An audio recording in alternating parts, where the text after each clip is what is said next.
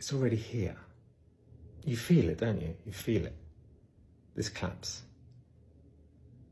The way your breath is a bit shallow and a bit sort of sad, and you're a bit anxious even despite all the scrolling.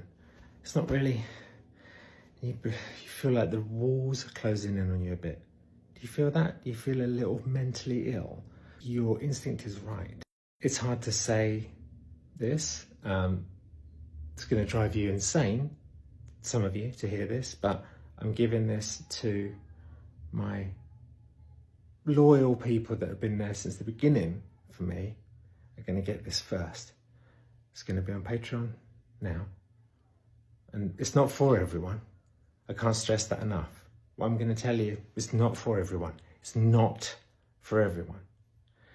If you're quiet, introspective, creative, you don't shout and scream and holler, you don't like people very much, you know, you'd rather be on your own than be in a big group. If you're like that, you should come over and you should listen to this. If you're not like that, this isn't for you. So there's no point getting upset. Just go away.